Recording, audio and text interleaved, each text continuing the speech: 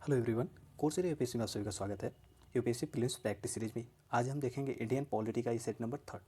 इसमें कुल 50 क्वेश्चन हैं। उम्मीद है आपको पसंद आएंगे। तो चलिए शुरू करते हैं ये सेट। उससे पहले अगर आपको स्पीड ज़्यादा तेज़ लगती हो तो आप कम कर सकते हैं, अगर कम लगती हो तो तेज़ कर सकते हैं, अपने अकॉर्डिंग मैनेज कर सकते हैं। तो चलिए हम आज का सेट शुरू करते हैं। उम्मीद है आपको पसंद आएगा। आप अपनी तरफ से प्रयास करिएगा ज़्यादा से ज़्यादा अच्छा करने का, क्योंकि ये सेट हो सकता है कुछ लोगों को डिफिकल्ट लगे, कुछ लोगों को ईजी लगे, मॉडरेट भी लग सकता है कुछ लोगों को। आप अपने अकॉर्डिंग मैनेज कर लीजिएगा। आपने जितना भी सही किया हो हमें ज़रूर इन्फॉर्म करिएगा कि आपने कितना सही किया है, और अगर आपका जितना गलत होता है तो आप अपनी तरफ से कोशिश कीजिएगा इंप्रूव हो, ताकि अगली बार मिस्टेक ना हो। इसमें ज़्यादातर क्वेश्चन आपको पिछले सेट के अकॉर्डिंग देखने को मिलेंगे, उसी के नॉलेज के बेस पे आप सॉल्व कर पाएंगे। ये हमारा सेट नंबर 3 है, दृष्टि मेंटरशिप का सेट है। चलिए हम पहला क्वेश्चन देखते हैं। पहला क्वेश्चन यहाँ पे दिया गया है, अंतर्राज्यीय परिषद के संदर्भ में निम्नलिखित कथनों पर विचार कीजिए। आपको अंतर्राज्यीय परिषद के बारे में पूछा गया है। कथन 1 दिया हुआ है, अंतर्राज्यीय परिषद की अस्थायी समिति का अध्यक्ष प्रधानमंत्री होता है। कथन 2 दिया हुआ है, इसका गठन पुंछी आयोग की सिफारिश पर किया गया था। बताइए इसका गठन किस समिति की सिफारिश पर किया गया था। उम्मीद है सभी लोगों ने आंसर लगा लिया होगा। अगर आपने ए लगाया है तो बिल्कुल सही है, आपकी तैयारी बहुत अच्छी है। देखिए इसका गठन हुआ था सरकारी आयोग पे, पुंछी आयोग यहाँ पे गलत हो जाएगा। अगर कुछ अन्य ब्यूरोज में देखेंगे तो आर्टिकल 263 में अंतर्राज्यीय परिषद के बारे में दिया गया है, 263 में इसका ब्यूरो दिया गया है। अगर मेंबर की बात किया जाए तो मेंबर सभी राज्यों के मुख्यमंत्री होते हैं। यूटी की बात किया जाए तो यूटी के मुख्यमंत्री हो सकते हैं या गवर्नर हो सकते हैं, एलजी हो सकते हैं यूटी के बारे में। अगर कुछ अन्य ब्यूरो इसमें पूछा जा सकता है जो स्पेसिफिक है, जैसे कि कैबिनेट कमेटी से कितने मेंबर होते हैं, तो कैबिनेट में जो मिनिस्टर होते हैं वो 6 होते हैं। इसमें 6 मेंबर कैबिनेट मिनिस्टर होते हैं, 6 जिनका अपॉइंटमेंट या नियुक्ति पीएम करते हैं। पीएम द्वारा 6 कैबिनेट मिनिस्टर को नियुक्त किया जाता है। इसमें अंतर्राज्यीय परिषद के बारे में ये सब ब्यूरो थे। उम्मीद आपको पसंद आए होंगे। चलिए अगला क्वेश्चन देखते हैं। अगला क्वेश्चन दिया हुआ है, संसद सत्र के संदर्भ में निम्नलिखित कथनों पर विचार कीजिए। कथन 1 दिया हुआ है, संसद सत्र किसी सदन की पहली बैठक और उसके सत्रवासन या विघटन के बीच की अवधि को दर्शाता है। कथन 2 दिया हुआ है, जब सदन किसी सत्र में नहीं होता है तो इसे अवकाश कहा जाता है। कथन 2 दिया हुआ, 2 सत्रों के बीच अधिकतम स्वीकार्य अंतराल 3 महीने का होता है। तो बताइए इनमें से कौन सा कथन सही है। आपसे सही पूछा गया है। उम्मीद है सभी लोगों ने आंसर लगा लिया होगा, चयन कर लिया होगा। जिन लोगों ने लगाया इसमें 1 और 2 बी, उनका बिल्कुल सही है। क्यों, यहाँ पे जो दिया अंतराल 3 महीना, हमने पिछले सेट में आपको बताया था 6 मंथ होता है, मिनिमम 6 मंथ गैप हो सकता है 2 सेशन के बीच में। बाकी इसमें पहला कथन, संसद सत्र के किसी सदन की पहली बैठक और उसके जब तक वो सब चलेगा सत्रवासन या विघटन के बीच के ड्यूरेशन को क्या कहा जाता है, संसद सत्र कहा जाता है। दूसरी बात देखें, जब सदन किसी सत्र में नहीं होता है तब इसे अवकाश कहा जाता है। बिल्कुल सही बात है। अब यहाँ पे तीसरा कथन तो गलत है, क्योंकि 6 महीने का है गैप, यहाँ पे 3 महीने दिए हुए थे। हमारा आंसर हो गया बी। उम्मीद है सभी लोगों ने आंसर लगा लिया होगा।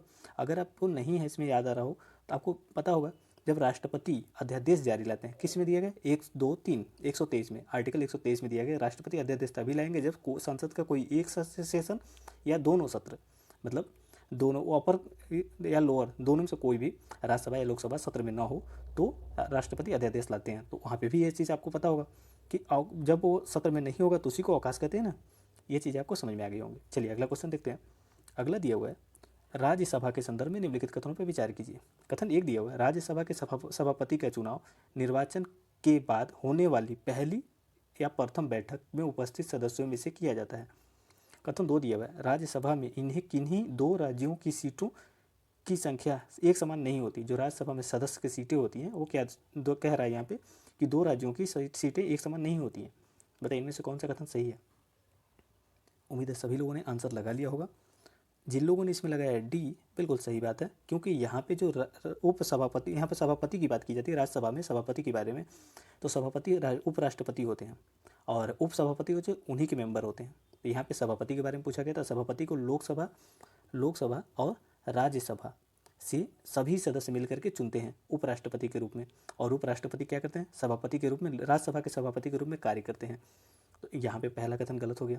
दूसरे कथन की बात करें तो किन्हीं भी 2 राज्यों की सीटें समान नहीं हो सकती, बिल्कुल गलत है। बहुत सारे कई राज्य नॉर्थ ईस्ट के राज्यों में देखेंगे 1-1 सीटें दी गई हैं, इसलिए हमारा ये गलत हो जाता है। ये भी अब जनसंख्या के आधार पर दिया जाता है, ये भी बातें अब याद रखिएगा। चलिए अगला देखते हैं। अगला कथन दिया हुआ है, निम्नलिखित में से किस भाषा को या भाषाओं का उल्लेख 8वीं अनुसूची में किया गया है। ए दिया मराठी, 2 दिया हुआ कन्नड़, 3 दिया हुआ अंग्रेजी। उम्मीद है सभी लोगों ने आंसर लगा लिया होगा। यहीं पे आप चयन कर सकते हैं। अंग्रेजी का विवरण नहीं दिया गया है। फिर भी इस पे अगर देखें साहित्य पुरस्कार दिया जाता है इंग्लिश पे भी, ये बातें आप याद रखिएगा, क्योंकि इंग्लिश में 8वीं अनुसूची में नहीं दिया गया लेकिन इस पे दिया जाता है। हमारा एक और दो दोनों सही है। जिन लोगों ने यहाँ पे बी, जिन लोगों ने बी लगाया था उनका बिल्कुल सही है, बी हमारा करेक्ट आंसर होता है। नेक्स्ट है निरोध एवं गिरफ्तारी के संरक्षण के मौलिक अधिकार के संदर्भ में निम्नलिखित कथनों पर विचार कीजिए। आपको यहाँ पे बताना है निरोध एवं गिरफ्तारी के संबंध में संरक्षण के बारे में। कथन एक दिया हुआ है, गिरफ्तार किए गए और हिरासत में लिए गए किसी व्यक्ति को 24 घंटे के अंदर मजिस्ट्रेट के समक्ष प्रस्तुत करना होता है। कथन जबकि दो दिया हुआ है, गिरफ्तार व्यक्ति को गिरफ्तारी के आधार के बारे में सूचित किया जाएगा। बताइए इनमें से कौन सा सही है। उम्मीद है सभी लोगों ने यहाँ आंसर लगाया होगा। जिन लोगों ने सी लगाया था बिल्कुल सही बात है, यहाँ पे दोनों कथन बिल्कुल सही है। आर्टिकल जब 22 आप पढ़ेंगे तो वहाँ पे दिया गया है निवारक निरोध से संबंधित कुछ विवरण, वहाँ पे यही विवरण दिया गया है कि 24 घंटे के अंदर नियरेस्ट मजिस्ट्रेट के पास इनको प्रस्तुत किया जाएगा, लेकिन उनमें जो ट्रैवल टाइम होता है उसको काउंट नहीं किया जाता है, ट्रैवल टाइम। और दूसरा विवरण देखें यहाँ पे, तो गिरफ्तार व्यक्ति को किस आधार पर उसको गिरफ्तार किया गया है वो इसको बताया जाएगा, उस व्यक्ति को जानने का अधिकार है। चलिए अब यहाँ पे अगला कथन देखते हैं, क्वेश्चन देखते हैं।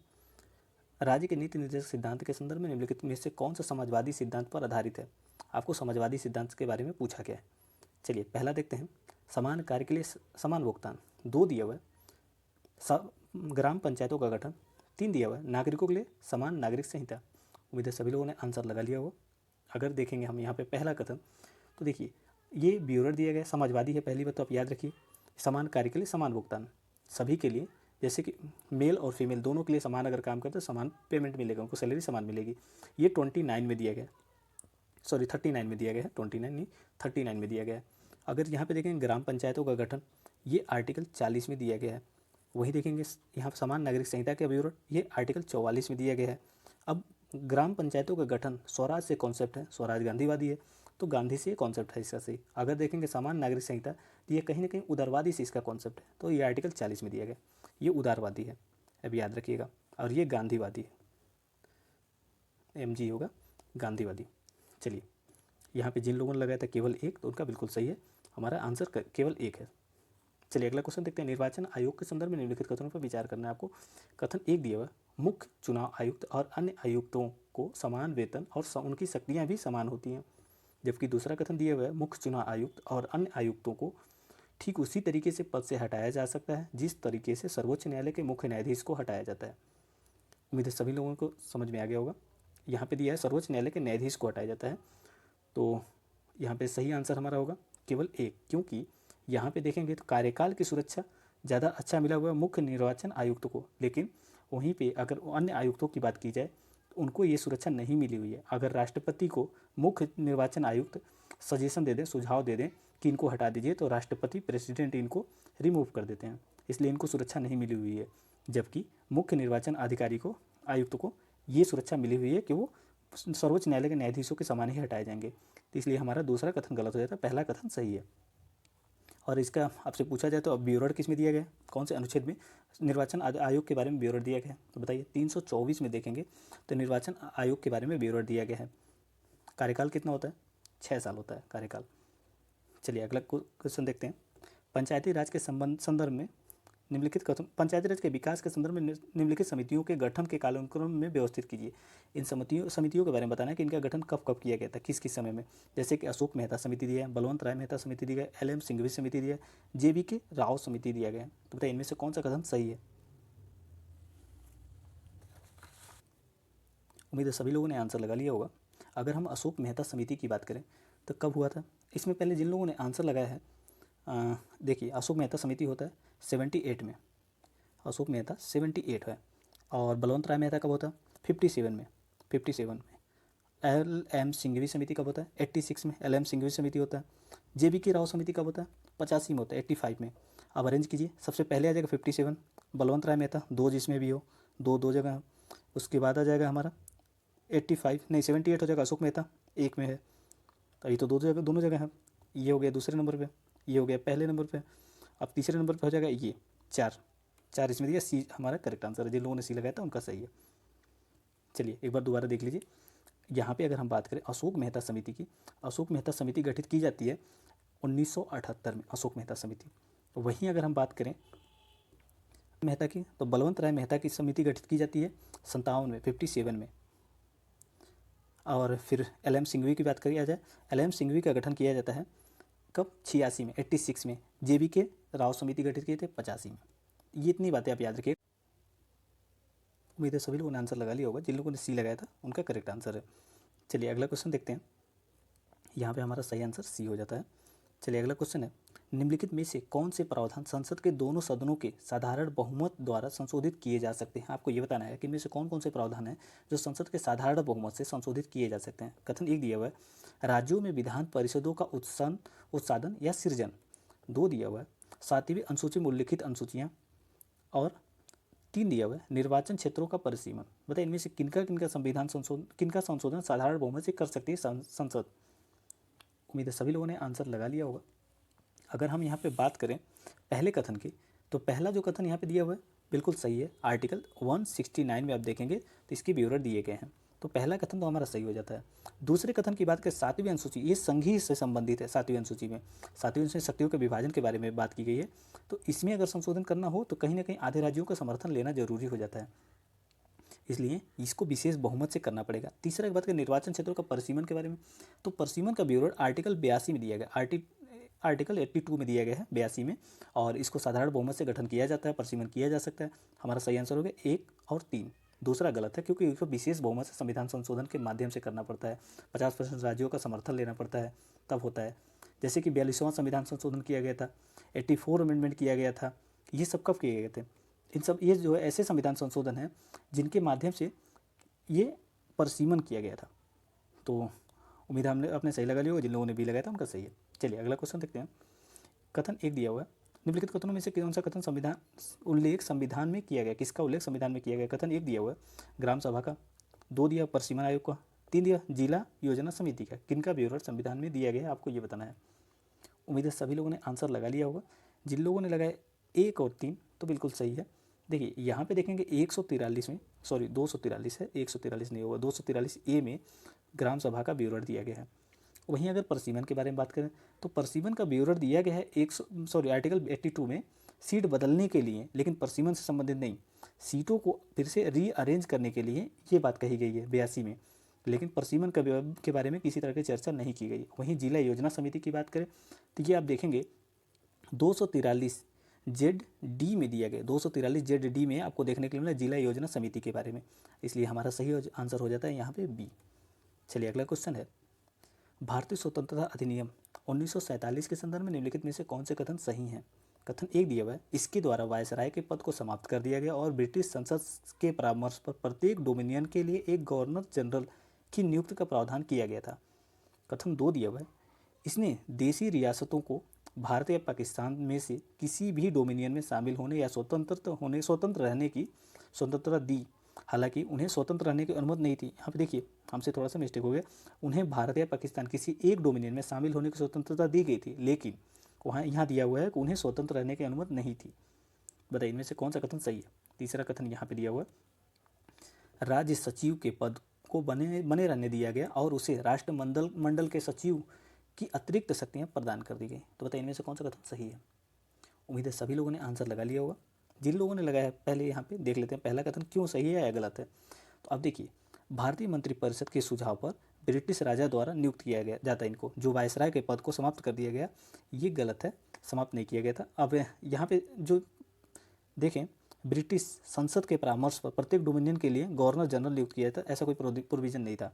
देखिए अब राजा द्वारा नियुक्त किया जाता है ये, तो ऐसी प्रोविजन नहीं थी, इसलिए हमारा गलत हो गया।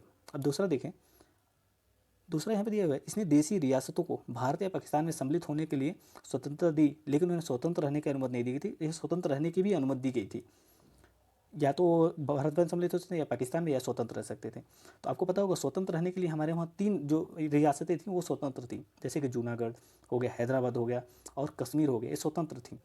और बाद में इनको जनमत संग्रह से किसको सम्मिलित किया गया था? जनमत संग्रह जूनागढ़ को, ऑपरेशन पोलो के माध्यम से ये हैदराबाद को, फिर विलय पत्र के माध्यम से जम्मू कश्मीर को कर लिया जाता है। तो इसलिए हमारा दूसरा कथन यहाँ पे गलत हो जाता है, पहला भी गलत है, दूसरा भी गलत है। तीसरे कथन की बात करें, राज्य सचिव के पद को बने रहने दिया गया तथा उसे राष्ट्रमंडल के राज्यों सचिव के अतिरिक्त शक्तियाँ प्रदान की गई, ये बिल्कुल गलत है, समाप्त कर दिया जाता है इसी समय। हमारा डी आंसर यहाँ पे करेक्ट है। चलिए अगला क्वेश्चन देखते हैं। कथन एक भारतीय संविधान की उद्देशिका के संदर्भ में निम्नलिखित कथनों पर विचार कीजिए। कथन 1 दिया हुआ है, उद्देशिका को संविधान का भाग नहीं माना जाता है। कथन 2 दिया हुआ है, उद्देशिका विधायिका की मनमानी शक्तियों को नियंत्रित करने का कार्य करती है। 3 दिया हुआ है, उद्देशिका उद्देश्य प्रस्ताव पर आधारित है जिसे पंडित नेहरू द्वारा प्रस्तुत किया गया था। बताइए इनमें से कौन सा कथन सही नहीं है। उम्मीद है सभी लोगों ने आंसर लगा लिया होगा। जिन लोगों ने लगाया है बी तो बिल्कुल सही बात है। उद्देशिका पहली बात तो संविधान का भाग है। दूसरा, यहाँ पे उद्देशिका विधायिका की मनमानी शक्तियों को नियंत्रित करने का कार्य करती है, बिल्कुल गलत है, नियंत्रित नहीं करती है। उद्देशिका विधायिका की शक्तियों को नियंत्रित नहीं करती है, इसको इन्फोर्सेबल भी नहीं है। दूसरी बात करें यहाँ पे, उद्देशिका उद्देश्य प्रस्ताव पर आधारित है जिसे जवाहरलाल नेहरू ने प्रस्तुत किया था, बिल्कुल सही बात है, ये एकदम सही आंसर है। हमारा सही आंसर यहाँ पे होगा बी, क्योंकि गलत पूछा गया था। तीसरा कथन सही है। चलिए अगला देखते हैं। 13 नंबर क्वेश्चन है, भारत के प्रधानमंत्री के संदर्भ में निम्नलिखित कथनों पर विचार कीजिए। कथन 1 दिया हुआ है, किसी विधेयक को प्रधानमंत्री के संदर्भ में पूछा जा रहा है, किसी विधेयक के अधिनियम बनने से पहले प्रधानमंत्री को उस पर हस्ताक्षर करने होते हैं। 2 दिया हुआ है, प्रधानमंत्री अपने मंत्रियों का चयन संसद के दोनों सदनों में से किसी एक से ही कर सकता है। 3 दिया हुआ है, एक मनोनीत सदस्य भी प्रधानमंत्री बन सकता है। बताइए इनमें से कौन सा कथन सही है। उम्मीद है सभी लोगों ने आंसर लगा लिया होगा। जिन लोगों ने यहाँ पे लगाया है 1 और 2, तीसरा देखें, प्रधानमंत्री बन सकते हैं। चलिए पहला देख लेते हैं। यहाँ पे किसी विधेयक को अधिनियम बनने के लिए प्रधानमंत्री के सिग्नेचर नहीं जरूरत होते, राष्ट्रपति के सिग्नेचर जरूरी होते हैं, इसलिए हमारा पहला गलत है। दूसरा देखें, प्रधानमंत्री अपने मंत्रियों का चयन संसद के दोनों सदनों में से किसी एक सदन से करता है, बिल्कुल गलत बात है। 6 महीने के लिए कोई भी व्यक्ति बन सकता है मंत्री, आप भी बन सकते हैं 6 महीने के लिए। 6 महीने के अंदर आपको लेना पड़ता है लोकसभा या राज्यसभा की सदस्यता। आपको अगर प्रधानमंत्री बनना है तो लोकसभा या राज्यसभा की सदस्यता लेनी पड़ेगी, लेकिन आप 6 महीने रह सकते हैं प्रधानमंत्री, किसी एक का सदन को 6 महीने बाद लेना रहेगा। तो यहाँ पे जो दिया है मनोनीत सदस्य भी प्रधानमंत्री बन सकते हैं, तो बिल्कुल सही बात है, मनोनीत सदस्य बन सकते हैं। हमारा असत्य पूछा गया था, 1 और 2 और दोनों असत्य थे। चलिए अगला है क्वेश्चन है, राज्यपाल के संदर्भ में निम्नलिखित कथनों पर विचार कीजिए। कथन 1 दिया हुआ है, राज्यपाल का वेतन भारत की संचित निधि पर भारित होता है। भारत की संचित निधि दिया हुआ है। दूसरा है, अनुच्छेद 356 के अंतर्गत राज्यपाल मुख्यमंत्री की सलाह पर राष्ट्रपति शासन लगाने की सिफारिश कर सकता है। बताइए इनमें से कौन सा कथन सही है। इधर सभी लोगों ने आंसर लगा लिया होगा। जिन लोगों ने लगाया है सी, बिल्कुल सही बात है। अगर देखें राज्यपाल का वेतन भारत की संचित निधि पर भारित होता है, बताइए ये राज्य की संचित निधि पर भारित होता है राज्यपाल का वेतन, इसीलिए तो राज्य नाराज रहते हैं कि खर्चे पे मेरे रहता है राज्यपाल और काम करता है केंद्र के लिए, इसीलिए राज्य ज़्यादातर ना राज्य देखने के लिए मिलेगा, केंद्र और राज्य के बीच टकराव का भी कारण बनता है। वहीं देखें यहाँ पे दूसरे कथन में जो दिया हुआ 356 के अंतर्गत राज्यपाल मुख्यमंत्री की सलाह पर राष्ट्रपति शासन लगाने की सिफारिश कर सकता है। बताइए सही है, राष्ट्रपति राज्यपाल की सलाह पर राष्ट्रपति शासन लगाता है, न कि मुख्यमंत्री की सलाह पर राज्यपाल। तो यहाँ देखेंगे आप, जब राज्यपाल कितने में 365 के अंतर्गत राष्ट्रपति इनसे मांगता है कि वहाँ पे शासन चल रहा है सही से या नहीं, तो ये बताते हैं कि शासन नहीं चल रहा है, तो राष्ट्रपति 356 के अंतर्गत क्या करता है, वहाँ राष्ट्रपति शासन इम्पोज कर देता है। तो ऐसे में हमारा सही आंसर हो गया सी, क्योंकि दोनों कथन बिल्कुल गलत थे, यहाँ पे उल्टा कर दिया गया था। चलिए अगला क्वेश्चन देखते हैं। अगला क्वेश्चन दिया हुआ है, निम्नलिखित में से कौन से भारत के नागरिकों के विशिष्ट अधिकार हैं। बताइए कौन कौन से भारत के नागरिकों के विशिष्ट अधिकार हैं। भारत में निर्वाचन में मताधिकार का प्रयोग, राष्ट्रपति के रूप में निर्वाचित होना, प्राथमिक शिक्षा का अधिकार। उम्मीद है सभी लोगों ने आंसर लगा लिया होगा और आप लोगों ने क्लासिफिकेशन भी पढ़ रखा होगा, जैसे कि कौन कौन से फंडामेंटल राइट्स हैं जो केवल इंडियन सिटीजन्स को प्राप्त हैं और कौन कौन से ऐसे फंडामेंटल राइट्स हैं जो इंडियन के साथ साथ फॉरेनर को भी प्राप्त हैं। तो अगर हम बात करें भारत में निर्वाचन में मताधिकार का प्रयोग, तो ये आपको और केवल आपको प्राप्त है और किसी को भी प्राप्त नहीं है, फॉरेनर को नहीं प्राप्त है, ये ओनली सिटीजन को प्राप्त है। पहला कथन सही हो गया। दूसरा देखें, राष्ट्रपति के रूप में निर्वाचित होना, बिल्कुल सही बात है, एक सिटीजन ही भारत राष्ट्रपति के रूप में निर्वाचित हो सकता है, हमारा इसलिए दूसरा भी सही है। प्राथमिक शिक्षा का अधिकार, ये आर्टिकल 21A के अंतर्गत प्रोविजन किया गया है और ये भारतीयों के साथ साथ फॉरेनर को भी प्राप्त है।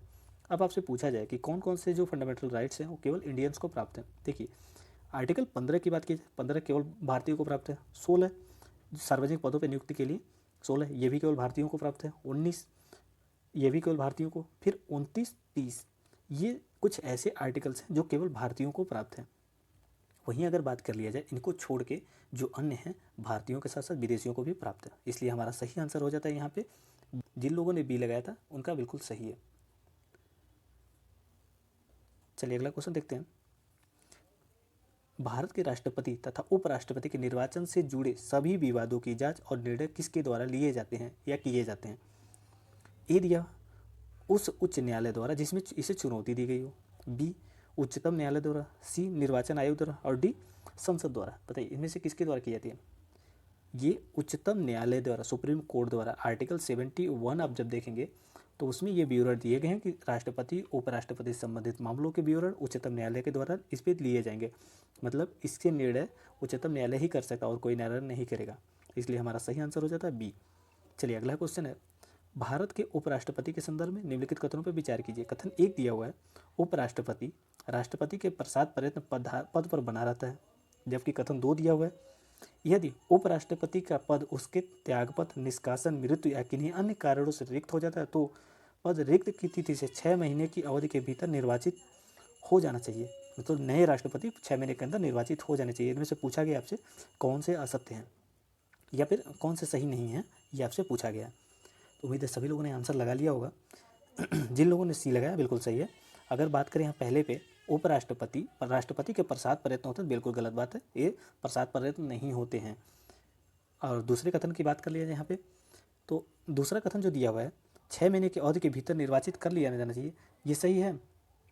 देखिए यहाँ पे अगर हम बात करें कि अगर यहाँ पे राष्ट्रपति की कुछ कंडीशन दिए गए हैं, जैसे कि उसने अपना त्याग पत्र दे दिया हो, निष्कासन दे दिया हो या बीमार हो तो उसमें ये 6 महीने वाला कंडीशन नहीं लागू होता। जब तक वो ठीक ना हो जाए तब तक ये चलता रहेगा। लेकिन अगर उन त्याग पत्र दे दिया, निष्कासन हो गया, मृत्यु हो गई हो तो ये कंडीशन लागू होता है। लेकिन अगर वो बीमार हो और बीमार की वजह से छुट्टी पे हो तो ये कंडीशन लागू नहीं होता है। इसलिए दोनों कथन गलत है। हमारा गलत पूछा गया था, सी यहाँ पे सही है। बीमारी के कंडीशन में वो कार्यवाहक के रूप में रहते हैं और 6 महीने से अधिक भी रह सकते हैं। 6 महीने के बाद वो आके फिर से अपना पद संभाल सकते हैं। लेकिन अगर मृत्यु हो जाए, त्याग पत्र दें या निष्कासित हो जाए तो 6 महीने के अंदर नए राष्ट्रपति का निर्वाचन होना जरूरी होता है। उम्मीद है आपको ये चीज़ समझ में आ गई हो। थोड़ी सी बारीक थी लेकिन आपको कॉन्सेप्ट क्लियर हो गया होगा। निम्नलिखित में से कौन अपनी रिपोर्ट राष्ट्रपति को सौंपता है? आपको इसमें पूछा गया कि कौन कौन तो अपनी रिपोर्ट राष्ट्रपति को सौंपता है। जैसे कि पूछा गया है, पहला भारत का नियंत्रक और महालेखा परीक्षक, 2 दिया हुआ है राष्ट्रीय अनुसूचित जाति आयोग, 3 दिया हुआ भाषाई अल्पसंख्यक के लिए विशेष अधिकारी और 4 दिया हुआ है भारतीय प्रतिस्पर्धा आयोग। उम्मीद है सभी लोगों ने आंसर लगा लिया होगा। कंपटीशन कमीशन ऑफ इंडिया, ये बात कहा गया। तो जिन लोगों ने इसमें सी लगाया बिल्कुल सही बात है। देखिए इनकी नियुक्ति भी राष्ट्रपति करते हैं। यहाँ पे कंपटीशन कमीशन ऑफ इंडिया के बारे में नहीं विवरण किया है, ये राष्ट्रपति को नहीं देते हैं, सीधे संसद में रिप्रेजेंट करते हैं, इसलिए हमारा यहाँ पे गलत है। सॉरी, DPIIT को देता है ये, यहाँ पे गलत हो जाए, इनको देता है ये अपनी report competition commission of India. लेकिन अगर देखेंगे नियंत्रक CAG किसको देते हैं? राष्ट्रपति को देते हैं CAG। और फिर यहाँ पे बात करेंगे अनुसूचित जाति आयोग, ये भी राष्ट्रपति को ही देते हैं। भाषाई अल्पसंख्यक के लिए विशेष अधिकार, ये भी राष्ट्रपति को देते हैं। अगर इनका विवरण बात कर लीजिए कहाँ पे किया गया, कौन से आर्टिकल में CAG का विवरण किस में किया गया आपको पता है? 148 में CAG के विवरण दिए गए, 148 में। अगर अनुसूचित जाति आयोग के बारे में देखें तो किस में दिए गए? अनुसूचित जाति आयोग है यहाँ पे, जनजाति आयोग नहीं है, राष्ट्रीय अनुसूचित जाति आयोग। ये 338 में विवरण दिया गया है अनुसूचित जाति आयोग। अगर अनुसूचित जनजाति की बात करता तो यहाँ पे 38A हो जाता है।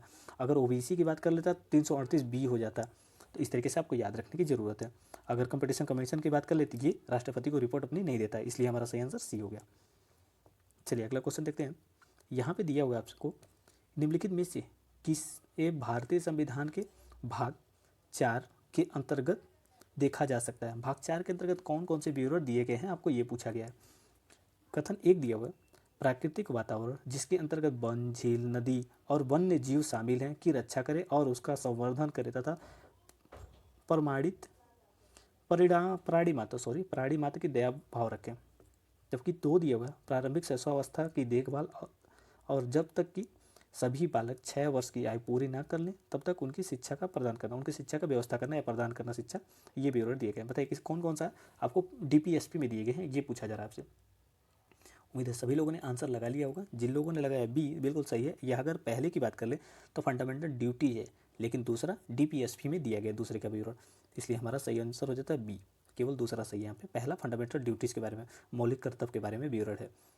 चलिए अगला क्वेश्चन देखते हैं। मौलिक कर्तव्य किस समिति की अनुशंसा पर लाई गई थी? मौलिक समिति के बारे में आपको बताना है कि कौन सी समिति की अनुशंसा पर लाई गई थी मौलिक समिति। मौलिक समिति बार बार आ रहा है, मौलिक कर्तव्य जो हैं वो कौन सी समिति के अनुशंसा पर लाए गए थे। भारतीय संविधान के अनुच्छेद 360 के संदर्भ में निम्नलिखित कथनों पर विचार करना है आपको। अब वित्तीय आपातकाल के बारे में बताइए। एक बार संसद के दोनों सदनों के अनुमोदन वित्तीय आपात जो होता है वापस लिए जाने तक अनिश्चित काल के लिए जारी रहता है। दो दिया हुआ वित्तीय आपातकाल का न्यायिक पुनरावलोकन नहीं हो सकता, नहीं किया जा सकता। बताइए इनमें से कौन सा कथन सही है। अब यहाँ पे देखिए पहला कथन, जिन लोगों ने लगा लिया अपना ध्यान रखिएगा। यहाँ पे अगर नहीं किया जा सकता बिल्कुल गलत है, किया जा सकता है, न्यायिक पुनरावलोकन किया जा सकता है। वहीं अगर पहले कथन की बात करें 360 के लिए एक बार अगर संसद अनुमोदित कर देती तो अनिश्चित काल के लिए जारी रहता वित्तीय आपातकाल। भारत में अभी तक एक भी बार लागू नहीं है, सही पूछा गया है। तो हमारा सही आंसर है केवल एक, दूसरा गलत है कि वित्तीय आपातकाल का न्यायिक पुनरावलोकन नहीं हो सकता, तो हो सकता है। सही आंसर हमारा ए था। चलिए अगला क्वेश्चन देखते हैं। क्वेश्चन एक अगला दिया 21, न्यायिक समीक्षा शब्द से आशय है क्या है। न्यायिक समीक्षा से जुडिशियल रिव्यू से संबंधित। कथन एक दिया हुआ संसद द्वारा पारित कानूनों की संवैधानिकता जांचना। कथन दो दिया हुआ है मौलिक अधिकारों को लागू करने की न्यायपालिका की प्रक्रिया। कथन सी दिया हुआ है एक प्रकार की जनहित याचिका। और डी दिया उपरोक्त में से कोई नहीं। उम्मीद है सभी लोगों ने आंसर लगा लिया होगा 21। जिन लोगों ने एक लगाया बिल्कुल सही बात है। संसद द्वारा पारित कानूनों की संवैधानिक जांच की जाती है, इसके माध्यम से कितना संवैधानिक है, असंवैधानिक है या संवैधानिक की पूरी प्रक्रिया फॉलो की गई थी कि नहीं, कौन कौन से मौलिक अधिकारों का उल्लंघन करता है, ये सभी विवरण दिए गए 21 में। आपको पता होगा 97 अमेंडमेंट अभी इस समय कुछ इसके प्रावधान को रिजेक्ट कर दिया गया, सुप्रीम कोर्ट ने उसको अवैध घोषित कर दिया है। क्यों? क्योंकि वो पूरी प्रक्रिया को फॉलो नहीं किया गया था, राज्यों से सहमत नहीं ली गई थी। आपको पता होगा सहकारी समिति से संबंधित विवरण राज्य सूची का विषय जबकि कानून केंद्र में बना दिया था, इसीलिए सुप्रीम कोर्ट ने इसके कुछ प्रावधानों को अवैध कर दिया। तो इसी तरीके से आप याद रख सकते हैं यहाँ पे जो संसद द्वारा पारित कानून है उनकी संवैधानिकता जांच करता है सुप्रीम कोर्ट। तो यही है न्यायिक समीक्षा, जुडिशियल रिव्यू। चलिए अगला क्वेश्चन देखते हैं। न्यायपालिका के अधिकारों के सीमा क्षेत्र के अंतर्गत निम्नलिखित में से कौन से विवाद शामिल हैं। न्यायपालिका के सीमा क्षेत्र के अंतर्गत कौन कौन से विवाद शामिल हैं वो आपको बताना है यहाँ पे। पहला दिया हुआ है देश के नागरिकों के बीच, दूसरा दिया हुआ है नागरिकों और सरकार के बीच, तीसरा दिया हुआ है दो या दो से अधिक राज्यों के बीच, चौथा दिया हुआ है केंद्र राज्य सरकारों के बीच। तो बताइए इनमें से कौन सा कथन सही है। उम्मीद है सभी लोगों ने आंसर लगा लिया होगा। जिन लोगों ने यहाँ पे लगाया है सभी सही, बिल्कुल सही बात है, सभी इसमें सही दिए गए हैं। देखिए अगर किसी दो नागरिकों के बीच लड़ाई होती तो देश के नागरिक और सरकार के बीच होती तो भी न्यायपालिका इसमें सुनवाई करेगी, उसके सीमा क्षेत्र के अंतर्गत आता है। दो या दो से राज्यों के बीच विवाद हो तो भी, केंद्र और राज्य के बीच विवाद हो तो भी। हमारा सही आंसर यहाँ पे हो जाएगा सी, क्योंकि सी सभी में दिया गया, सी हमारा करेक्ट है। अगर जिन लोगों ने सी लगाया था उनका करेक्ट आंसर है। चलिए अगला क्वेश्चन देखते हैं। अगला दिया हुआ है सर्वोच्च न्यायालय के विषय में निम्नलिखित में कथनों पर विचार कीजिए। कथन एक दिया हुआ है सर्वोच्च न्यायालय फौजदारी और दीवानी दोनों मामलों में अपील के लिए सर्वोच्च संस्था है।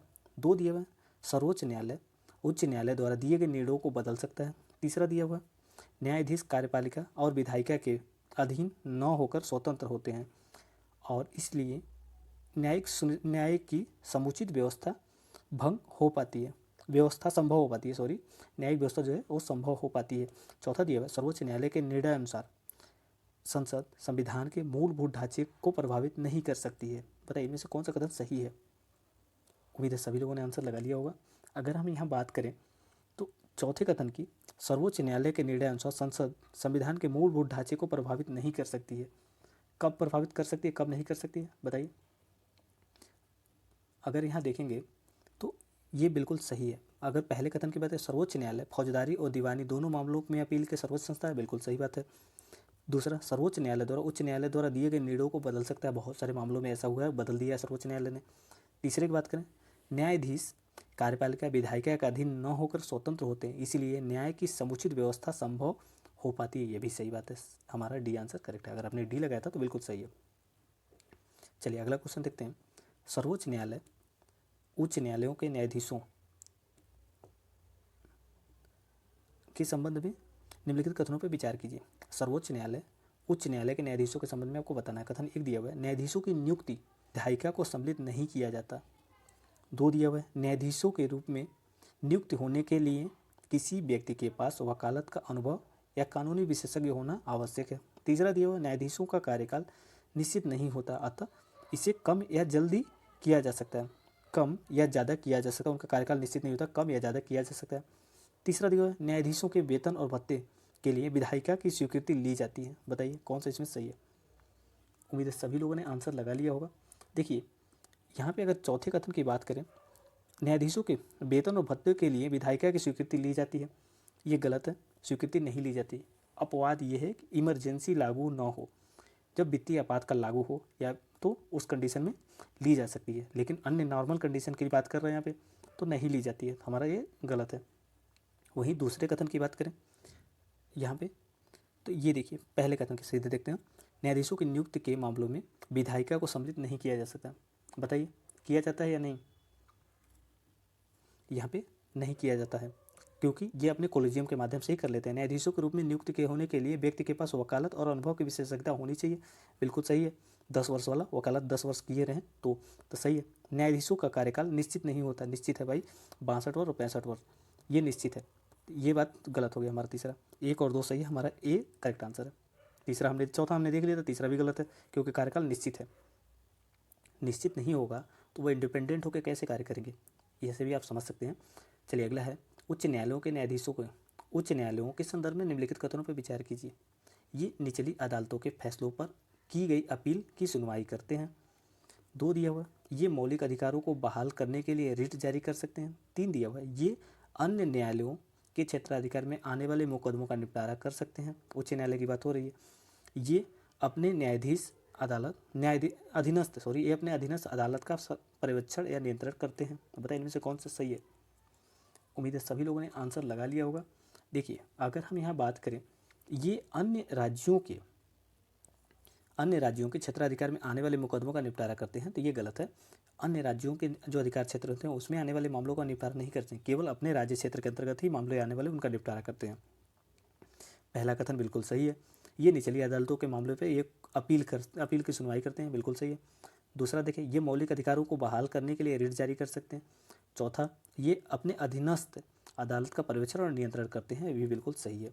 हमारा सही आंसर हो जाएगा 1 2 4, बी हमारा करेक्ट आंसर हो जाएगा। बी में 1 2 4 दिया गया तो 4 सही। अगर आपसे पूछा जाए रीट जो जारी करने की शक्तियाँ हैं हाई कोर्ट के पास ज़्यादा हैं या फिर सुप्रीम कोर्ट के पास, कौन सा मतलब ज़्यादा मामलों पर रीट जारी कर सकता है ये आपको बताना है। देखिए सिंपल सी बात है, हाई कोर्ट केवल मूल अधिकार से लिमिटेड है कि मूल अधिकार से मामलों में ही रीट जारी कर सकता है, जबकि हाई कोर्ट मूल अधिकार के अलावा भी जारी करता है। सुप्रीम कोर्ट जो है वो केवल मूल अधिकार से संबंधित मामले में ही जारी कर सकता है, इसलिए हाई कोर्ट के पास ज़्यादा शक्तियाँ हैं रीट जारी करने की। चलिए अगला पहला कथन दिया हुआ यहाँ पे, निम्नलिखित कथनों पर विचार के 26 है, भारत का राष्ट्रपति लोकहित और संविधान की व्याख्या से संबंधित किसी विषय को सर्वोच्च न्यायालय के परामर्श हेतु भेज सकता है। जबकि दूसरा कथन दिया सर्वोच्च न्यायालय लोकहित या संविधान की व्याख्या संबंधी किसी विषय पर न तो सलाह देने हेतु बाध्य है और न ही राष्ट्रपति उस सलाह को मानने हेतु बाध्य है। बताइए इनमें से कौन सा कथन सही है। उम्मीद है सभी लोगों ने आंसर लगा लिया और जिन लोगों ने सी लगाया बिल्कुल सही है। देखिए आर्टिकल 143 इसमें प्रोविजन किया गया है कि राष्ट्रपति लोकहित के विषय में या किसी अन्य मामलों में भारत के सर्वोच्च न्यायालय से परामर्श कर सकता है, ये बिल्कुल सही है पहला कथन। दूसरा देखिए सर्वोच्च न्यायालय लोकहित या संविधान के विषय पर संबंधित विषय पर सलाह न तो देने के लिए बाध्य है ना ही राष्ट्रपति मानने के लिए बाध्य है, ये बिल्कुल सही है। लेकिन एक कंडीशन है, 26 जनवरी 1950 के बाद के मामलों पर अगर राष्ट्रपति इनसे सलाह मांगता है तो इनको देना बाध्य है, ये प्रोविजन किया गया है। इसलिए हमारा सही आंसर यहाँ पे हो गया सी। जिन लोगों ने सी लगाया था बिल्कुल सही है। यह 26 जनवरी 1950 के बारे में चर्चा नहीं की गई, इसलिए हमारा सी आंसर करेक्ट हो जाता है। चलिए अगला क्वेश्चन है, अगला दिया हुआ है जनहित याचिका के संदर्भ में निम्नलिखित कथनों में से कौन सा कथन सत्य है। आपको पीआईएल के बारे में बताना है। कथन 1 दिया हुआ है, यह न्यायिक सक्रियता का सबसे प्रभावी साधन है। दूसरा दिया है, इनके द्वारा न्यायालय उन विषयों पर भी रुचि दिखाई जिन्हें लेकर आसानी से अदालत नहीं जा सकते थे। तीसरा देखें, इसने न्यायिक व्यवस्था को लोकतांत्रिक कार्यप्रणाली को उत्तरदायी बनाने को बाध्य किया। चौथा देखें, इनके द्वारा न्यायपालिका की सक्रियता से कार्यपालिका और न्यायपालिका के मध्य अंतर धूमिल हो गया। बताइए इनमें से कौन सा कथन सही है पीआईएल के बारे में। सभी लोगों ने आंसर लगा लिया होगा। इसमें देखिए सभी कथन सही हैं पीआईएल के संबंध में। पीआईएल उन सभी मामलों में नॉर्मली जारी किए जा सकते हैं जो पारंपरिक रूप से न्यायालय उन मामलों पे जारी नहीं कर सकता। जैसे कि मान लीजिए किसी रीजन में पॉल्यूशन है बहुत ज़्यादा, तो उस मामलों पे पीआईएल जारी की जा सकती है, लेकिन समानता पहले ऐसे मामलों में नहीं कोई जाता था न्यायालय। अब जा सकते हैं। दूसरा देखें, न्यायालय द्वारा उन विषयों पर भी रुचि दिखाई जा सकती थी। दूसरा वही बात हो गई। न्यायिक सक्रियता का है, न्यायिक सक्रिय मतलब इन द सेंस है कि जो विधायिका के मामले थे अब उन पे न्यायालय जा सकते हैं, न्यायपालिका हस्तक्षेप कर रही है, जो समानता विधायिका करती थी, तो ये भी सही है। तीसरा देखें, इसने न्यायिक व्यवस्था को लोकतांत्रिक और कार्यपालिका को उत्तरदायी बनाने में बाध्य किया, तो ये भी सही बात है। आपको पता होगा कि हाईवे की साइड में जो शराब बेचने वाली जो दुकानें थी उनको हटाने के लिए न्यायपालिका ने क्या आदेश जारी किया था, तो कहीं ना कहीं कार्यपालिका को बाध्य बनाया, तो ये हमारा सही हो जाता है। चौथे कथन की बात करें, इनके द्वारा न्यायपालिका की सक्रियता से कार्यपालिका और न्यायपालिका की कार्यों के बीच का अंतर धूमिल हो गया, ये भी सही है। क्योंकि आपको पता होगा न्यायपालिका समानता आज के समय में कार्यपालिका का कार्य करने लगी है, जो कि साधारण रूप से वो काम कार्यपालिका को करना चाहिए, आज न्यायपालिका कर रही है। चलिए अगला क्वेश्चन देखते हैं। अगला क्वेश्चन है, सर्वोच्च न्यायालय की न्यायिक पुनर्वलोकन की शक्ति के संदर्भ में निम्नलिखित कथनों पर विचार करना है आपको। कथन एक दिया, इसके द्वारा या इसके माध्यम से सर्वोच्च न्यायालय की विधायी द्वारा परिवर्तित किसी भी कानून को संवैधानिकता जांच कर सकता है। न्यायिक पुनर्वलोकन की बात की जा रही है। दूसरा, इस शक्ति के द्वारा सर्वोच्च न्यायालय संविधान के विपरीत कानूनों को गैर संवैधानिक घोषित कर सकता है। तीसरा दिया हुआ, संविधान में कहीं भी न्यायिक पुनर्वलोकन शब्द का प्रयोग नहीं किया गया। चौथा देखें, ये शक्तियाँ राज्यों की विधायिका द्वारा बनाए गए कानूनों पर भी लागू होती हैं। बताइए इनमें से कौन सा कथन सही है। उम्मीद है सभी लोगों ने आंसर लगा लिया होगा। जिन लोगों ने डी लगाया था बिल्कुल सही है, यहाँ पे सभी कथन सही हैं। जैसे कि यहाँ पे दिया है, सर्वोच्च न्यायालय के न्यायिक पुनर्वलोकन की शक्ति के संदर्भ में देखें तो इसके माध्यम से सर्वोच्च न्यायालय विधायिका द्वारा पारित किसी भी कानून को संवैधानिक जांच कर सकती है, तो ये बिल्कुल सही है, इसमें कोई कंडीशन नहीं है। पहले जो था, जो भाग 9 में था, 9वीं अनुसूची में जो था, 9वीं अनुसूची में जो था, उसमें कुछ मामलों को डाल दिया जाता है, न्यायपालिका उसकी जांच नहीं कर सकती। लेकिन बाद के निर्णयों में न्यायपालिका ने ये कहा कि जो केशवानंद भारती के बाद के जो भी कुछ कानून बनाए गए हैं उनकी जांच कर सकती है। तो वहाँ पे ये कहीं ना कहीं जो विशेषाधिकार हो गए थे विधायिका के, वो खत्म हो गए, अब सभी मामलों पे जांच कर सकते थे, इसलिए पहला कथन सही है। इस शक्ति के द्वारा सर्वोच्च न्यायालय संविधान के विपरीत कानूनों को गैर संवैधानिक घोषित कर सकता है, बिल्कुल सही है। आपको पता होगा कई सारे संविधान संशोधन को क्या कर दिया, गैर संवैधानिक घोषित कर दिया गया था। वही तीसरा देखें, संविधान में कही गई न्यायिक पुनर्वलोकन शब्द के प्रयोग नहीं किया गया। आर्टिकल 14 में देखेंगे आप तो न्यायिक पुनर्वलोकन के विवरण नहीं दिए गए हैं, इसमें केवल वो बताया गया कि जो भी कानून मूल अधिकारों का उल्लंघन करेंगे वो अवैध हो जाएंगे। इससे यहाँ से शक्ति न्यायपालिका लेती है और क्या करती है, पुनर्मूल्यांकन करती है। चलिए, पुनर्विलोकन करती है। ये शक्ति है राज्य की विधायिका द्वारा किए गए कानूनों पर भी लागू होती है। अगर कोई राज्य की विधायिका कोई ऐसा कानून बनाती है जो फंडामेंटल राइट्स को प्रभावित करती है, तो उसको भी ये अवैध घोषित कर सकता है। चलिए अगला है, निम्नलिखित कथनों पर विचार कीजिए। कथन एक दिया हुआ है, संविधान के मूल ढांचे का सिद्धांत सर्वोच्च न्यायालय ने केशवानंद भारती के केस के निर्णय में दिया था। जबकि 2 दिया हुआ है, संविधान के किसी भी प्रावधान को बुनियादी ढांचे का हिस्सा घोषित करने की शक्ति न्यायपालिका के पास है, न कि कार्यपालिका के पास। बताइए इनमें से कौन सा कथन असत्य है। उम्मीद है सभी लोगों ने आंसर लगा लिया होगा। जिन लोगों ने डी लगाया बिल्कुल सही बात है। पहला देखें, केशवानंद भारती में ही सर्वोच्च न्यायालय ने मूल ढांचे के सिद्धांत का संरचना को गठित किया था। यहीं पे आया था मूल ढांचे का स्ट्रक्चर, मूल ढांचे की संरचना का विवरण इसी में दिया था केशवानंद भारती में 1973 में। और इसमें जो भी मामले आएंगे सुप्रीम कोर्ट ने ये बताया था कि समय के साथ इसमें अन्य विषयों का स्पष्टीकरण दिया जाएगा, तो अभी भी देती है विभिन्न मामलों में कि कौन कौन से मामले यह मूल ढांचे के अंतर्गत आते हैं। तो इसलिए हमारा सही आंसर डी होगा, क्योंकि सभी कथन सही थे। यहाँ से पूछा गया था। चलिए आपसे अगला पूछा जा रहा है, भारत में राज्यपालों के संदर्भ में निम्नलिखित कथनों पर विचार कीजिए। कथन एक दिया हुआ, सरकारिया आयोग ने सिफारिश की थी कि राज्यपालों की नियुक्ति अनिवार्यतः निष्पक्ष होकर की जानी चाहिए। जबकि दो का दिया गया है, जब राज्य का शासन संविधान के उपबंधों के अनुसार नहीं चल रहा हो तो राज्यपाल उस राज्य में राष्ट्रपति शासन लगाने की सिफारिश कर सकता है। तीसरा कथन दिया हुआ है, राज्यपाल राज्य सरकार को बर्खास्त करने या राज्य विधानसभा को निलंबित करने, विघटित करने की अनुशंसा कर सकता है। बताइए इनमें से कौन कौन से सरकारिया आयोग की अनुशंसा में सम्मिलित है। सॉरी, यहाँ पे राज्यपाल के बारे में पूछा गया, सरकारी आयोग तो केवल एक कथन में था। राज्यपाल के संबंध में कौन कौन से मामले सही हैं। उम्मीद है सभी लोगों ने आंसर लगा लिया होगा। पहला कथन तो सही है, क्योंकि निष्पक्ष होकर किया जाना चाहिए। सरकारी आयोग ने ही ये भी अनुशंसा की थी कि मुख्यमंत्री से, सामान्यतः राज्यों के मुख्यमंत्री से आपस में बात विमर्श करके राज्यपाल की नियुक्ति किया जाए, बिल्कुल सही है। और दूसरे कथन की बात करें, जब राज्य का शासन संविधान के उपबंधों के अनुसार नहीं चलता तो राष्ट्रपति शासन लगाने की सिफारिश करता है। ये राज्यपाल 356 के अंदर 365 के अंतर्गत राष्ट्रपति मांगता है इनसे कि क्यों शासन नहीं चल रहा है, फिर 356 के अंतर्गत लगाता है राष्ट्रपति शासन। तो हमारा दूसरा कथन भी सही हो गया यहाँ पे। जबकि तीसरे कथन की बात करें, राज्यपाल राज्य सरकार को बर्खास्त करने, राज्य विधानसभा को निलंबित करने या विघटित करने की अनुशंसा कर सकता है। ये भी सही है, जब इमरजेंसी लगती है तो हमारा यहाँ पे सही आंसर हो गया सी। चलिए अगला क्वेश्चन देखते हैं। अगला क्वेश्चन दिया हुआ है, निम्नलिखित कथनों पर विचार कीजिए। देखिए आज का ये सबसे बेहतरीन क्वेश्चन है। इसमें पूछा गया है कि भारतीय संविधान के अनुच्छेद 356 के अनुसार ऐसी स्थिति उत्पन्न हो गई हो कि उस राज्य का शासन संविधान के उपबंधों के अनुसार नहीं चलाया जा सकता, इस संदर्भ में राष्ट्रपति शासन लागू किए जाने का प्रावधान है 356 में।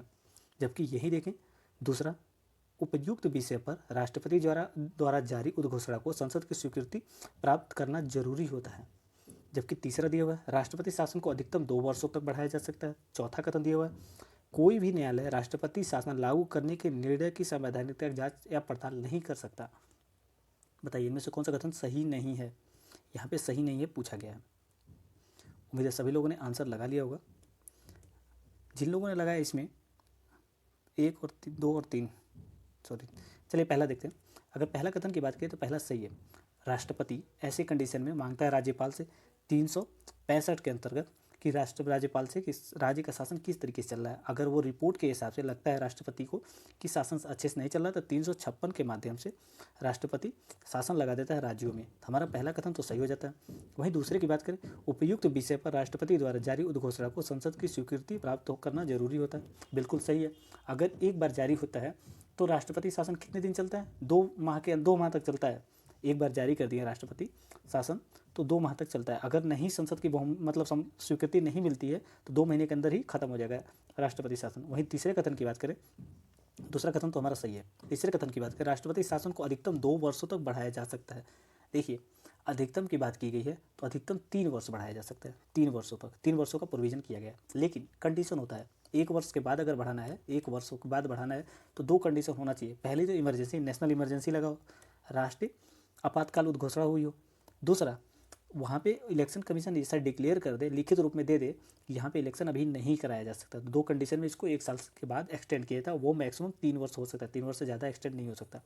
वहीं चौथी कंडीशन की बात करें, कोई भी न्यायालय राष्ट्रपति शासन लागू करने के निर्णय को संवैधानिकता की जांच और पड़ताल नहीं कर सकता। बिल्कुल कर सकता है, ये गलत बात है हमारा। इसलिए 3 और 4 गलत है। 3 4 जिसमें भी दिया हो, यहाँ पे बी में दिया 3 और 4, तो हमारा सही आंसर हो गया बी, क्योंकि सही नहीं है पूछा गया था आपसे, तो 3 और 4 सही नहीं था।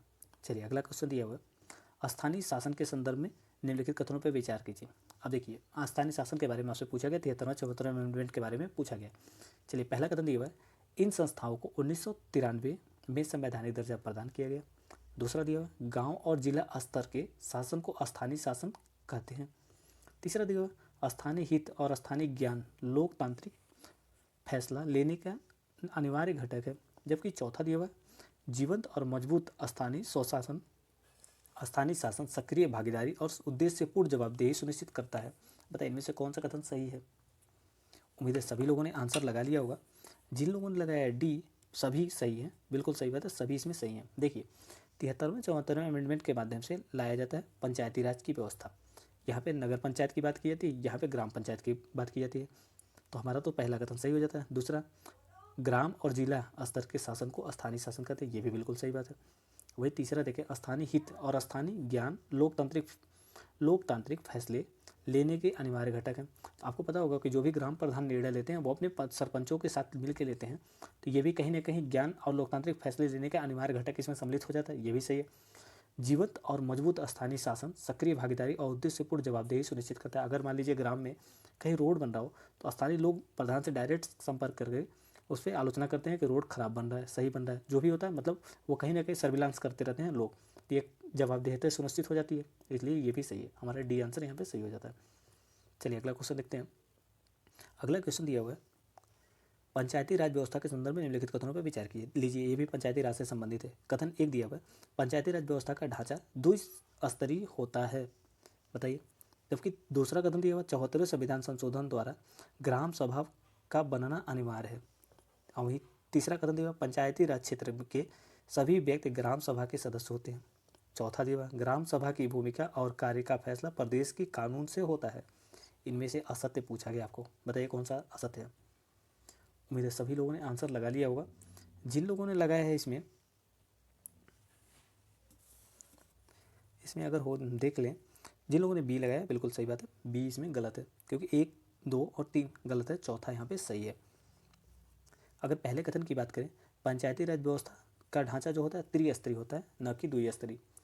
अगर यहाँ पे बात करें 74वें अमेंडमेंट, पहली बात तो दे दिया है, ये गलत है, ये नगर पंचायत से संबंधित है, न कि ग्राम पंचायत से। 73 अमेंडमेंट जो था वो ग्राम पंचायत से संबंधित था, यही साफ साफ पहली बात तो गलत दे दिया गया है।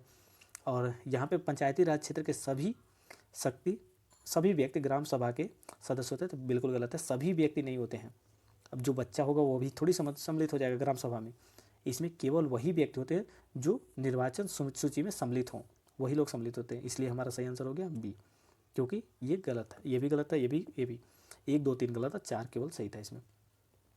कितनी मतलब यहाँ पे विषय दिए गए थे, आपको याद होना चाहिए 29 सब्जेक्ट ऐसे हैं जो दिए गए थे ग्राम पंचायतों को, जिन पे वो अपने कानून बना सकते हैं। और राज्यों को स्वायत्त इच्छा पे छोड़ दिया गया था कि राज्य कितनी शक्तियाँ इनको ट्रांसफर करने के। तो बहुत सारे राज्यों में कुछ 18 दिए हैं तो कुछ 29 दे रखे हैं। तो ये प्रोविज़न था। और एक अनिवार्य प्रोविज़न ये था कि 1/3 जो रिजर्वेशन सिस्टम होगा वो महिलाओं को दिया जाएगा, ये अनिवार्य कंपलसरी था, ये दिया गया है। चलिए पहला देखते हैं, पंचायती राज व्यवस्था में आरक्षण से संबंधित निम्नलिखित कथनों पर विचार कीजिए और असत्य कथन का चयन करिए। देखिए यहाँ पे असत्य पूछा गया, ध्यान रखिएगा। सभी पंचायत संस्थाओं में 2/3 महिलाएं सीटें महिलाओं को आरक्षित होगा, ये तो आप लोगों ने अभी देख लिया होगा क्योंकि हमने बता दिया है 1/3। चलिए दूसरा कथन दिया हुआ है, तीनों स्तर पर अनुसूचित जाति और अनुसूचित जनजाति के लिए सीटों में आरक्षण की व्यवस्था की गई है। जबकि तीसरा कथन कह रहा है, अनुसूचित जाति अनुसूचित जनजाति के लिए आरक्षित सीटों में महिलाओं के लिए 2/3 सीटें आरक्षित की गई हैं। तो बताइए इनमें से कौन सा कथन सही है। उम्मीद है सभी लोगों ने आंसर लगा लिया होगा। देखिए फिर से दोबारा 2/3 दिया, 1/3 है, तो इसलिए ये भी गलत है। अगर दूसरे कथन की बात करें तो दूसरा कथन हमारा यहाँ पे सही है या गलत, तो बताइए। यहाँ पे दूसरे कथन हमारा सही है, तो दूसरा कथन सही, हमसे पूछा गया असत्य, 1 और 3 असत्य हैं, तो असत्य हमारा सही आंसर है, बी हमारा सही है, क्योंकि यहाँ पे पूछा गया असत्य है, यहाँ पे पूछा गया सही, तो इसके अकॉर्डिंग सही तो हमारा हो गया 1 और 3, क्योंकि ये दोनों गलत है। चलिए अगला क्वेश्चन है, निम्नलिखित कथनों पर विचार कीजिए। कथन 1 दिया हुआ, राज्यों की सरकार के लिए हर 5 वर्ष में पर एक राज्य वित्त आयोग बनाना अनिवार्य है, आवश्यक है। दूसरा दिया हुआ है, राज्य वित्त आयोग प्रदेश और स्थानीय शासन तथा ग्रामीण और शहरी शासन संस्थाओं के बीच राजस्व का बंटवारा करने का पुनरावलोकन करता है, रिव्यू करता है। देखें 2 ही कथन दिया हुआ, सत्य पूछा गया आपसे, बताइए इनमें से कौन सा सत्य है। उम्मीद है सभी लोगों ने आंसर लगा लिया होगा। देखिए पहले कथन तो हर 5 वर्ष में एक वित्त आयोग का गठन करने का प्रावधान किया गया है। किस आर्टिकल में दिया गया है, ये आपको से आर्टिकल पूछा जा सकता है, तो याद रखिए 243 आई के अंतर्गत, आई से इनकम, राज्यों में पंचायती राज का इनकम, आई से इनकम 243 आई के अंतर्गत दिया गया है। फिर अगर दूसरे कथन की बात करें, ये प्रोविज़न किया गया है कि जो ये वित्त आयोग होंगे वो प्रदेश, स्थानीय शासन, ग्राम और शहरों के बीच राजस्व का बंटवारा करने का पुनर्वलोकन करने के आधार सेट करेंगे कि इन आधारों पर इनका विभाजन किया जाए, उनको दिया जाए। तो दोनों कथन यहाँ पे सही हो जाते हैं, हमारा सही आंसर हो जाता है सी। जिन लोगों ने सी लगाया था बिल्कुल सही है, सी यहाँ पे करेक्ट आंसर है। चलिए अगला क्वेश्चन देखते हैं। अगला क्वेश्चन दिया है, लोक अदालत के संदर्भ में निम्नलिखित कथनों पर विचार कीजिए। आपसे लोक अदालत के बारे में पूछा गया। लोक अदालत को समनीय और असमनीय दोनों प्रकार के अपराधों पर अधिकारिता है। मतलब यहाँ पे समनीय असमनीय का मतलब ये है कि वैसे ऐसे मामले जो आपस में मतलब लेन देन कर करके मामले को सुलटाया जा सके, उनको समनीय बोलते हैं। असमनीय जिनको पैसे ले करके जुर्माना लगा करके उसको सलटाया ना जा सकता हो, जैसे किसी का मर्डर कर दिया हो किसी ने, तो क्या उसको पैसे दे करके फिर से उस मामले को सॉल्व किया जा सकता, नहीं किया जा सकता। तो इसलिए यहाँ पे कह रहा है कि लोक अदालत समनीय और असमनीय दोनों प्रकार के अपराध पर अधिकारिता प्राप्त है। जबकि दूसरा दिया हुआ है, जन उपयोगी सेवाओं से संबंधित मामलों के निपटान के लिए अस्थायी लोक अदालत की व्यवस्था की गई है। बताइए इनमें से कौन सा कथन सही है। उम्मीद है सभी लोगों ने आंसर लगा लिया होगा। अगर हम देखें यहाँ पे तो हमारा सही आंसर हो जाता है बी, क्योंकि असमनीय मामलों पे लोक अदालत निर्णय नहीं ले सकता है, तो हमारा सही आंसर बी है। चलिए अगला क्वेश्चन देखते हैं। लोक निधि के फलोत्पाद और आसियत प्रयोग को सुरक्षित करने के लिए भारत में नियंत्रक लेखा परीक्षक के कार्य का महत्व क्या है, मतलब आपको ये पूछा जा रहा है इसमें जो सीएजी होता है वो पब्लिक अकाउंट से पैसे को कैसे रेगुलेट करता है, ये चीज़ आपको पहली बात इसमें याद रखिएगा। सीएजी जो होता है ना, पैसे खर्चे हो जाने के बाद काम करता है, उसके पहले इसकी कोई शक्ति नहीं होती है। अगर हम यहाँ पे पहले कथन की बात करें, सीएजी संसद की ओर से राजकोष पर नियंत्रण रखता है, जबकि भारत का राष्ट्रपति राष्ट्रीय आपातकाल और वित्तीय आपातकाल घोषित करता है। जब राष्ट्रपति वित्तीय आपातकाल घोषित करता है तो सीएजी क्या करता है, राजकोष का नियंत्रण करता है। क्या ऐसा है? बिल्कुल भी नहीं, क्योंकि सीएजी पैसे खर्चे हो जाने के बाद आता है, उसके पहले नहीं आता है। दूसरे कथन की बात करें, सीएजी की मंत्रालय द्वारा कार्यान्वयन परियोजनाओं और कार्यक्रमों पर जारी किए गए प्रतिवेदनों पर लोक लेखा समिति पर विचार विमर्श करता है। मान लीजिए जो भी मंत्रालय है वो अपने प्रतिवेदन प्रेजेंट किए, फिर उस पर ये चीज़ विचार विमर्श करता है सीएजी। बताइए सही है? हाँ बिल्कुल सही है, पहला दूसरा कथन सही है। तीसरे कथन के बारे में देखें तो सीएजी के प्रतिवेदनों से मिली जानकारी के आधार पर जांचकर्ता एजेंसियां उन लोगों के विरुद्ध आरोप दाखिल कर सकती हैं जिन्होंने लोक निधि प्रबंधन में कानून का उल्लंघन किया है। ये सही है? बिल्कुल सही है। सीएजी रिपोर्ट के हिसाब से ये सब मामले आगे होते हैं। जैसे आप 2G स्पेक्ट्रम घोटाला के बारे में आपने सुना होगा, सीएजी रिपोर्ट के बाद ही उनके ऊपर कार्रवाई हुई थी। चौथे कथन की बात की जाए, सीएजी को ऐसी निश्चित न्यायिक शक्तियाँ प्राप्त हैं कि सरकारी कंपनियों के लेखा परीक्षण और लेखा जांचते समय वो कानूनों का उल्लंघन करने वालों पर अभियोजन चला सकती हैं। बताइए, ये अभियोजन चला सकते हैं? बिल्कुल भी नहीं। इसीलिए तो बिना दांत के हाथी, मतलब इसको बोलते हैं बिना दांत वाला शेर। इसके पास दांत ही नहीं है, कुछ नहीं कर सकता, इस पर कोई भी शक्तियाँ ही नहीं दी गई। इसलिए हमारा 1 और 4 गलत है, जिनमें भी 4 है और 1 है उसको हटा दीजिए, बचा 2 और 3 सही है। हमारा सी आंसर यहाँ पे हो गया सही। उम्मीद आपको समझ में आ गया होगा। पहले कथन में ये दिया गया था कि आपातकाल के मतलब आपातकाल जब लागू होता है तो सीएजी जो होता है हमारे लोक निधि पे नियंत्रण रखता है। बिल्कुल गलत है, ये करता ही नहीं है। और चौथा जो दिया गया था, ये कार्रवाई कर सकता है, ये भी गलत है, कार्रवाई करने की इसको शक्ति नहीं दी गई है। और सीएजी के बारे में आपसे पूछा जाए कौन सा अनुच्छेद में है, तो 148 में सीएजी के बारे में चर्चा की गई है। तो ये बातें आप याद रखिएगा। चलिए अगला है, राज्य निर्वाचन आयोग के संदर्भ में निम्नलिखित कथनों पर विचार कीजिए। राज्य निर्वाचन आयोग स्थानीय निकाय के चुनाव हेतु मतदाता सूची तैयार करता है। 2 दिया हुआ जिला योजना समिति का गठन करता है। 3 दिया हुआ राज्य की पंचायत और नगर पालिकाओं का निर्वाचन करवाता है। चौथा दिया हुआ राज्यपाल के निर्देशानुसार सिर्फ नगर पालिकाओं और पंचायतों का निर्वाचन करवाता है। बताइए इनमें से कौन सा कथन सही है? उम्मीद है सभी लोगों ने आंसर लगा लिया होगा। अगर हम इसमें बात करें पहले कथन की, तो इसमें हमें पहला कथन सत्य मिलता है, क्योंकि जो राज्य निर्वाचन आयोग है स्थानीय निकायों के चुनाव हेतु मतदाता सूची तैयार करता है। दूसरे कथन की बात किया जाए तो जिला योजना समिति का गठन करता है। पहली बात तो ये जिला योजना की समिति का गठन नहीं करता है, इसका विवरण दिया गया है 243 ZD में, 243 ZD में। और ये आपस में ही वहीं पर गठित होता है, आपस में इलेक्शन करके करते हैं। दूसरे अगर यहाँ पे तीसरे कथन की बात की तो तीसरा कथन सही है, लेकिन चौथा जो दिया सिर्फ नगर पालिकाओं का में पंचायतों का निर्वाचन करवाते हैं, बिल्कुल गलत है। राज्यपाल के दिशा निर्देशानुसार नगर पालिकाओं के साथ साथ पंचायतों का और अन्य भी करवा सकता है जो राज्यपाल उस समय दिशा निर्देश जारी करें। इसलिए हमारा सही आंसर यहाँ पे हो जाएगा सी। जिन लोगों ने सी लगाया था उनका सही है। चलिए ये क्वेश्चन थोड़ा सा डिफिकल्ट था। चलिए अगला क्वेश्चन है, सरकारी समिति के संदर्भ में निम्नलिखित कथनों पर विचार करिए। सरकारी समिति, सहकारी समिति, कोऑपरेटिव यहाँ पे कोऑपरेटिव सोसाइटी के बारे में पूछा गया आपसे, सहकारी समिति। चलिए पहला कथन दिया हुआ है, सहकारी समितियों के गठन का मौलिक अधिकार है। जो कोऑपरेटिव सोसाइटी होती है इनके गठन का अधिकार जो होता है मौलिक अधिकार है। जो दूसरा दिया हुआ, स्वैच्छिक गठन के सिद्धांत के आधार पर संसद सहकारी समितियों के निगमन और विनिमय और समाप्ति के लिए प्रावधान कर सकती है। तीसरा दिया हुआ है, किसी भी सहकारी समिति के निर्देशकों में अधिकतम संख्या 21 से अधिक नहीं हो सकती। बताइए इनमें से कौन सा कथन सही है? उम्मीद है सभी लोगों ने आंसर लगा रखा होगा। देखें अगर हम इसमें पहला कथन हमें सही मिलता है, क्योंकि अगर आप देखेंगे 19(1)(c) में ये प्रोविज़न दिया गया, तो इसलिए हमारा क्या है, मौलिक अधिकार है। अगर दूसरे की बात किया जाए, स्वैच्छिक गठन के सिद्धांत के आधार पर संसद सहकारी समितियों के निगम विनिमय और समाप्ति के संबंध में प्रावधान कर सकती है, तो संसद नहीं कर सकती। हमने पहले ही बताया था ये विधानसभा, राज्य की विधायिका इसमें कानून बनाती है, इसलिए दूसरा गलत है। अगर आपसे पूछा गया सही तो दूसरा जिसमें भी गलत है, हमारा आंसर सही हो गया बी। क्योंकि तीसरा अगर देखें तो अधिकतम सदस्य 21 से अधिक नहीं होने चाहिए। हमारा सही आंसर यहाँ पे हो गया बी। जिन लोगों ने बी लगाया था उनका सही है। इसके निदेशकों की संख्या 21 से अधिक नहीं होनी चाहिए कोऑपरेटिव सोसाइटी की। चलिए अगला देखते हैं, कोऑपरेटिव सोशल यहाँ पे इसके डायरेक्टरों की संख्या 21 से अधिक नहीं होनी चाहिए। उम्मीद आपको समझ में आया होगा। चलिए अगला क्वेश्चन देखते हैं। अगला क्वेश्चन दिया हो, न्यायिक सक्रियता के संदर्भ में निम्नलिखित कथनों पर विचार कीजिए। पहला कथन दिया हो, नागरिकों के अधिकारों को सुरक्षित करने के लिए न्यायपालिका की सक्रिय भूमिका ही न्यायिक सक्रियता है। दूसरा दिया हुआ है, कार्यपालिका एवं विधायिका के द्वारा मूल कर्तव्यों का निर्वाह न करने के कारण इसकी आवश्यकता महसूस की गई। बताइए इनमें से कौन सा कथन सही है।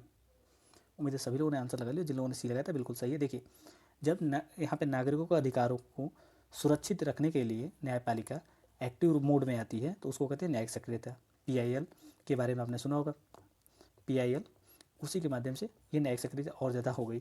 दूसरा देखिए, जब विधायिका और कार्यपालिका अपने कार्यों का सही तरीके से निर्वहन नहीं करती है तो उनके मामलों में हस्तक्षेप करता है कौन, न्यायपालिका। तो उसी को तो कहते हैं इसकी आवश्यकता महसूस की गई, क्योंकि उन्होंने ही इसको उत्साहित किया था न्यायपालिका को इन मामलों में आकर हस्तक्षेप करो। तो इसलिए हमारा सही आंसर सी हो गया।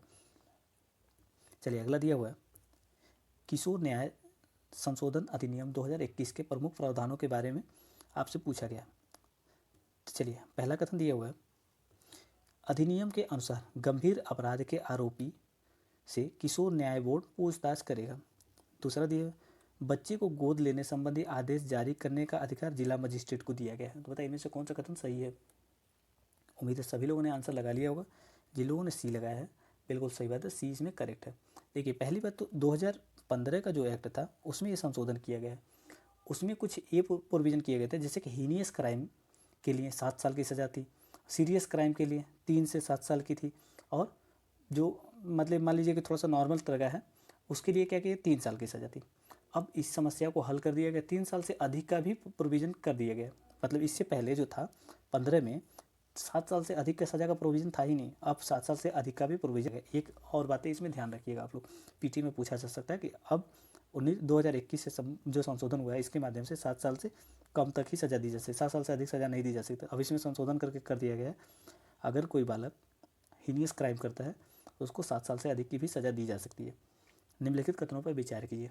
कथन 1 दिया हुआ है, संविधान के भाग 8 में अनुच्छेद 239 से 241 तक केंद्र शासित प्रदेशों के प्रशासन से संबंधित प्रावधान किए गए हैं। कथन 2 दिया हुआ, राष्ट्रपति द्वारा नियुक्त प्रशासक ही केंद्र शासित प्रदेशों के प्रशासन चलाते हैं।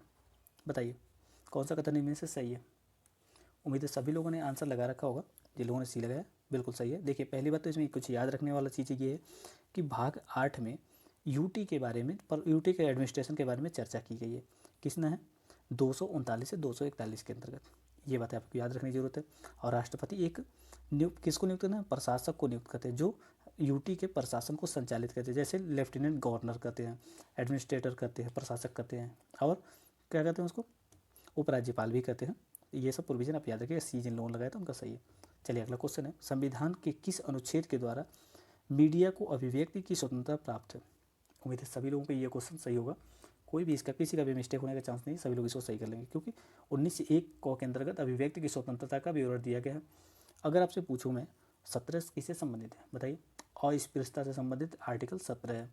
वहीं 21 की बात करें, राइट टू लाइफ है। 20 की बात करें, 20 किससे संबंधित है, दोष सिद्धि का है। दोष सिद्धि का प्रोविजन किया गया है आर्टिकल 20 के अंतर्गत।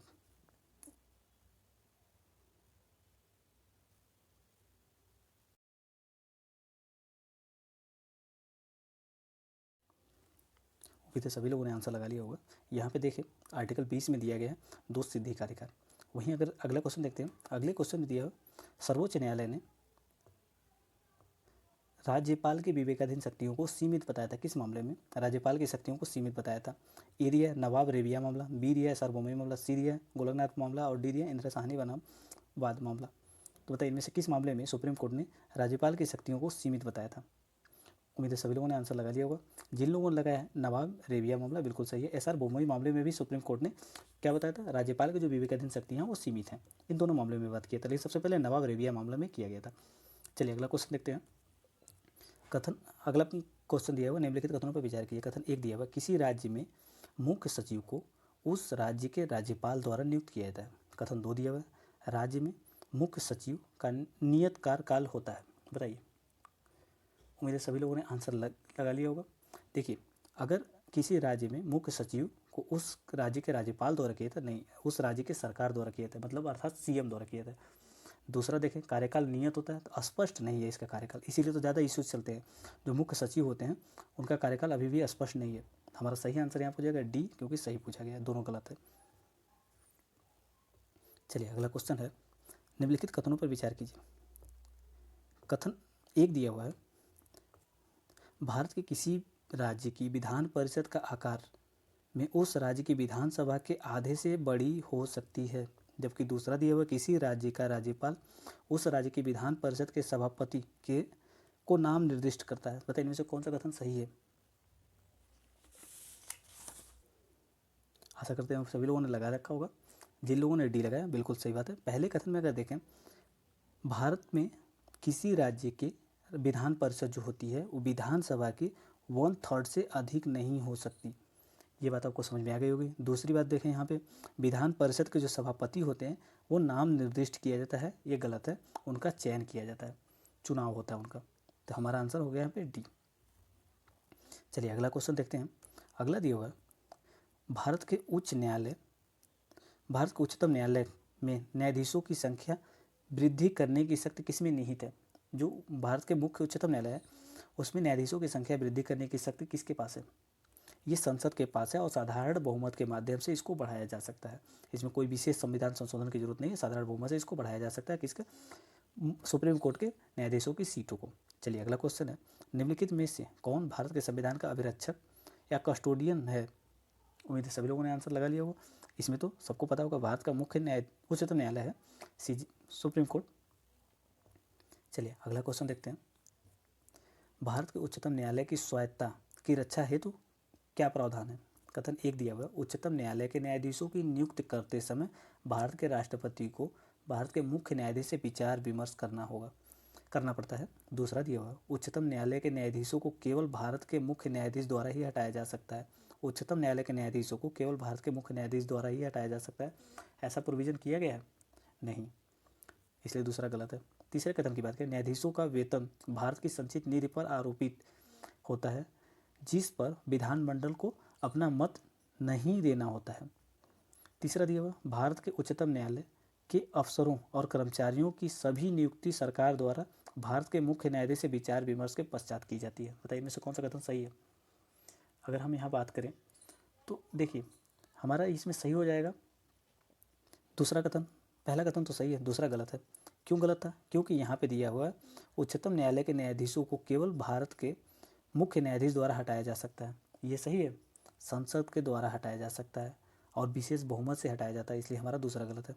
भारत का जो न्यायाधीशों का वेतन होता है भारत की संचित निधि पर आरोपित होता है, जिस पर विधानमंडल को अपना मत नहीं देना होता है, ये बिल्कुल सही है। भारत के उच्चतम न्यायालय के अफसरों को, ये भी सही है। 1, 3, 4 जिसमें भी होगा, 1, 3, 4 तो दिया ही नहीं है। हमारा इसमें गलत कौन सा है? यहाँ पे दूसरा गलत है। जो 2 जिसमें भी वो गलत है, तो हम इसमें लगाएंगे ए लगा लेंगे, क्योंकि पहला कथन सही है, हमारा ए यहाँ से सही हो गया। चौथा देखें, यहाँ पे मुख्य न्यायाधीश के विचार विमर्श के पश्चात की जाती है, तो पहले CGI का प्रोविज़न किया गया था, यहाँ पे चीफ जस्टिस ऑफ इंडिया उनसे की जाती है। भारत के उच्चतम न्यायालय के अफसरों और कर्मचारियों की सभी नियुक्तियों भारत के राष्ट्रपति भारत के मुख्य न्यायाधीश से विचार विमर्श के पश्चात किए थे। सही तो है, ये सही कथन है, इसमें कोई गलतियाँ नहीं है। हमारा सही आंसर चलिए यहाँ पे बी है, क्योंकि यहाँ पे अन्य चीज़ें मिल नहीं रही है। पहला कथन तो बिल्कुल सही है, तीसरा कथन भी बिल्कुल सही है और चौथा भी सही है, लेकिन 1, 3, 4 दिया नहीं है किसी कहीं पे, इसलिए हमारा सही आंसर ए हो गया। चलिए अगला क्वेश्चन कथन देखते हैं, पंचायती राज व्यवस्था का मूल उद्देश्य क्या सुनिश्चित करना है। कथन ये दिया है, विकास में जन भागीदारी। 2 दिया हुआ है, राजनीतिक जवाबदेही। 3 दिया, लोकतांत्रिक विकेंद्रीकरण। चौथा दिया, वित्तीय संग्रहण। तो बताइए, संग्रहण मतलब फाइनेंशियल मोबिलाइजेशन। देखिए हिंदी में आप लोग पढ़ने के बजाय इंग्लिश भी देख लीजिएगा। संग्रहण मतलब ऐसा लग रहा है कि संकेंद्रण इस टाइप का लग रहा है, लेकिन मोबिलाइजेशन जब देखेंगे तो सही लगेगा, इसलिए यहाँ पे सभी हो जाएगा। हमारा कौन सा सही होगा? मूल उद्देश्य से पूछा गया है, तो मूल उद्देश्य हमसे पूछा गया है, तो हमारा सही हो जाएगा विकास में जन भागीदारी। और फिर अगर यहाँ पे देखें लोकतांत्रिक विकेंद्रीकरण, ये 2 मामले तो यहाँ पे उद्देश्य था, मूल उद्देश्य था, हमारा सही हो गया सी। लेकिन अगर पूछता है उसका उद्देश्य क्या है तो हमारा सभी सही हो जाता है, लेकिन यहाँ पे पूछा मूल उद्देश्य, तो हमारा 1 और 3 ही होगा सही, क्योंकि लोकतांत्रिक विकेंद्रीकरण इसका मूल उद्देश्य था, विकास में जन भागीदारी सुनिश्चित करना इसका उद्देश्य था। उम्मीद है आपको ये सेट समझ में आया होगा। चलिए ये सब देखने के लिए धन्यवाद।